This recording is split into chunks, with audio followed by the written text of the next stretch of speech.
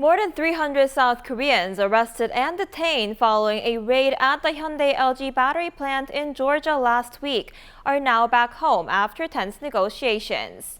The episode is sparking new discussions about how to strengthen long-term Korea-US visa cooperation. For more on this, we have our foreign affairs correspondent Oh Soo-young in the studio with us. Welcome, Soo-young. Hi, Inji. It's great to be here. So, Soo-young, let's go over what happened. It's been a dramatic week. Yes, Inji, it's been 7 days of unbelievable events that started with shocking news and footage of over 300 South Koreans being rounded up by America's Immigration and Customs Enforcement agents. With no prior warning whatsoever, they raided the Hyundai LG battery plant, part of a multi-billion-dollar Korean investment that actually marks the biggest economic development project in the history of Georgia. The images left many around the world stunned as nationals from a key US ally were forced to line up with their hands raised, then handcuffed and arrested. Days of negotiations took place, with the key issue being whether the detainees could leave under voluntary departure, that's to say avoiding deportation or trial. But uncertainty dragged on with conflicting signals from US agencies. South Korea's Foreign Minister Cho Hyun travelled to Washington, D.C. to secure their release without penalties on their immigration records. Finally, on Thursday, a total of 316 South Koreans left the detention facility and arrived in Seoul on Friday by chartered flight, 7 days after they were taken into US custody. Right, and Soo-young, even their departure was dramatic with a surprising twist. That's right. Initially, a Korean Air chartered flight was ready on Wednesday, but their departure was delayed by more than 24 hours. Nobody really knew why, the media at least, but then Seoul officials later confirmed that it was due to none other than President Donald Trump himself. So in an unexpected turnaround, Trump reportedly paused the departure process, asking for ways to allow the Korean workers to remain within the United States as skilled professionals and objecting to them being handcuffed. In light of global media reports and concerns over how the raid could compromise the $12.6 billion South Korean investment in the state of Georgia, the White House expressed appreciation for foreign investment into American manufacturing. And although they did emphasize the need to create American jobs, Trump also acknowledged that foreign specialists are critical in the early stages of major investments, underscoring the root of the issue and the need for a fundamental solution. These are cutting edge factories. They have proprietary technology. These types of systems, these automation stacks don't necessarily exist anywhere else in the world. And so it makes sense for a company like Hyundai or SK or Samsung or these others, when they are investing tens of billions of dollars stateside, that they want to bring in people because there isn't really anyone else in the US that is skilled at localization is always the goal.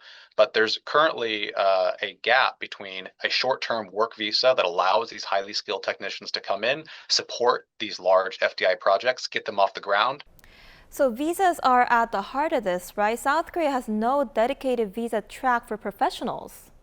Exactly. So in the case of America's other trade partners, Canada and Mexico, they enjoy unlimited non-immigrant professional visas under the NAFTA deal, and Australia has over 10,000 annual E3 visas, while Singapore and Chile have secured hundreds of short-term working visas through trade agreements. Korea, on the other hand, has none. So while companies like Hyundai, LG, Samsung and SK are investing billions stateside, they have challenging timelines for setting up appropriate facilities, not to mention staffing them with skilled workers. The lack of short-term visa options for highly skilled workers from South Korea and other countries, I think really limits the speed and rapidity in which the U.S. can get foreign direct investment projects off the ground, particularly when we're talking about EVs or battery manufacturing. Without viable visa options, they were basically stuck, and that's what seems to have led to this incident, workers entering on short-term visas to help set up operations before ultimately leaving the United States. Now, subcontractors are particularly vulnerable since many depend on a single client and must respond quickly to massive projects. As far as we understand, a majority, if not all, of the South Korean nationals apprehended in Georgia were not employed directly by Hyundai, but by one of their subcontractors. They oftentimes, particularly in the South Korean automotive industry, have just a single supplier or a single client, a single customer. And so they are really put in a tough position where they need to respond extremely rapidly to these large, massive investments. And President Lee Jae-myung called for a structural solution to this issue, right? That's right. So with the sense of purpose, Foreign Minister Cho Hyun said that he would try to turn this crisis into an opportunity to fundamentally improve visa conditions for US-bound companies and professionals. He proposed to Secretary of State Marco Rubio a visa-related working group with the US, which Washington appears to be on board with.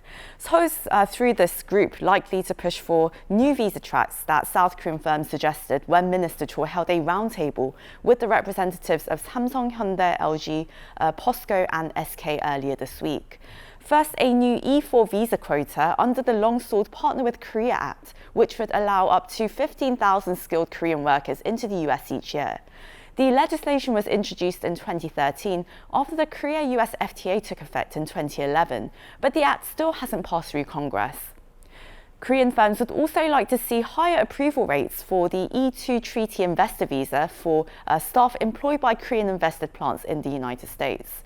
In the long run, experts say that administrative improvements are needed too for both Korean firms and different US agencies to provide clarity and coordination. Ensuring that there is fidelity across all portions of that relationship, including who the subcontractors are hiring, how they're bringing in these workers into the United States, what their legal status is, what visas they applied for, how long they're here.